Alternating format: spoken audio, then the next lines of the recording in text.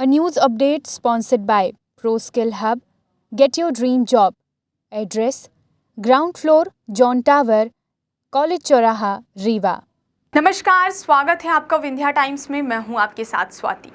Rewa collector Pratibha Pal ने collectorate कार्यालय की विभिन्न शाखाओं का भ्रमण किया। भ्रमण के दौरान भू अर्जन शाखा में कार्यरत लिपिक राम सागर शुक्ला के कार्यों में लापरवाही परिलक्षित हुई, जो कार्यालयीन समय में अपने कार्यस्थल में उपस्थित न रहने तथा सौंपे गए कार्य को समय सीमा में संपन्न न करने के कारण उनके विरुद्ध कार्यवाही की गई है। कलेक्टर प्रतिभा पाल के निर्देशों के अनुसार शुक्ला को तत्काल प्रभाव से निलंबित कर दिया गया है। निलंबन अवधि में शुक्ला को नियमानुसार जीवन निर्वाह भत्ता दिया जाएगा। इस संबंध में कलेक्टर प्रतिभा पाल ने बताया कि जन सुनवाई में लगातार भू अर्जन के लंबित प्रकरण आ रहे थे, जिनमें हनुमना, मनगवा व प्रॉपर रीवा के मामले थे। लोगों की शिकायतों पर कोई कार्यवाही न करने पर यह कार्यवाही लिपिक के विरुद्ध की गई है, क्योंकि 2006 व 2011 के कई लंबित प्रकरण थे। उनके प्रकरणों का ना तो परीक्षण हुआ और ना ही डिस्पोजल किया गया। कलेक्टर प्रतिभा पाल ने कहा कि भू अर्जन शाखा के निरीक्षण के दौरान यह तय किया गया है कि जितने भी लंबित प्रकरण हैं, उनके लिए सभी तहसीलों में अगले 25 जुलाई को कैंप लगाए जाएंगे व लंबित प्रकरणों का निरीक्षण के दौरान निराकरण भी किया जाएगा। वहीं 29 जुलाई को जिला स्तरीय भू अर्जन कैंप आयोजित किया जाएगा, जिसमें तहसील स्तर के सभी प्रकरण व अधिकारी उपस्थित होंगे एवं प्रकरणों का निराकरण किया जाएगा। आइए सुनाते हैं रीवा कलेक्टर प्रतिभा पाल को, उन्होंने मीडिया से बातचीत के दौरान क्या कुछ जानकारी दी है। आज भू अर्जन शाखा का विजिट किया गया और उसमें ये देखा गया कि भू अर्जन के अपने यहाँ काफ़ी पुराने केसेस लंबित हैं और साथ में ये भी पाया गया कि भू अर्जन के कुछ केसेस कमिश्नर न्यायालय से रिमांड हुए थे, जो कलेक्टर कोर्ट में होने चाहिए, वो कुछ केसेस भी मिसिंग थे।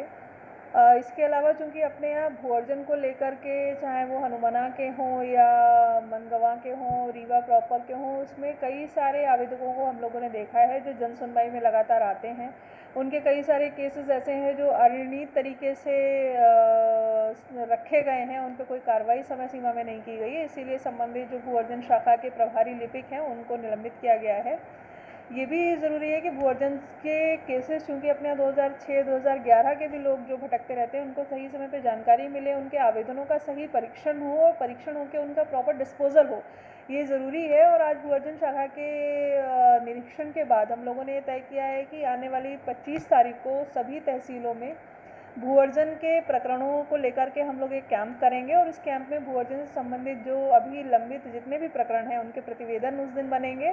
साथ ही उनकी मौका जांच होगी और यदि कोई और ऐसे आवेदन लंबित हैं, उनका निराकरण किया जाएगा। और इसी प्रकार से 25 तारीख के बाद में शनिवार को यानी 29 तारीख को हम लोगों ने एक जिला स्तरीय कैंप रखा है, जिसमें भू अर्जन से संबंधित सभी तहसीलों के लोग, तहसीलों के तहसीलदार और सभी एसडीएम, साथ ही सभी विभाग जिसमें पीडब्ल्यूडी, एमपीआरडीसी, एनएचआई, अन्य जो भी डिपार्टमेंट जिनके यहाँ से भू अर्जन होता है, वो सभी उपस्थित रहेंगे, ताकि इस प्रकार के प्रकरणों का एक साथ निराकरण किया जा सके। कलेक्टर कोर्ट में भी लगभग 500 ऐसे केसेस हैं जिनको हम लोग को डिसाइड करना है, तो ऐसे सभी केसेस को हम लोग एक साथ अभियान चला करके क्लियर करेंगे। इसके पहले भी कई अधिकारियों का निरीक्षण किया, लापरवाही बरतने में लगातार देखिए कौन सा विभाग कैसा काम कर रहा है, इससे ये पता चलता है कि लोगों का रिस्पांस, लोगों को वो कैसे कर रहे हैं, जो उनकी किसी के क्लेम्स आ रहे हैं या किसी की शिकायतें आ रही हैं, उनका डिस्पोजल प्रॉपरली करें, अपना काम समय सीमा पर करें, काम लंबित ना रहें। ये सभी विभागों के लिए ज़रूरी है, सभी विभाग प्रमुखों को ज़रूरी है कि वो इसका परीक्षण करते रहें। यदि कोई भी ऐसी लापरवाही प्रकाश में आती है तो हम लोग कार्रवाई करेंगे। A news update sponsored by ProSkill Hub. Get your dream job. Address: Ground floor, John Tower, college चौराहा, रीवा।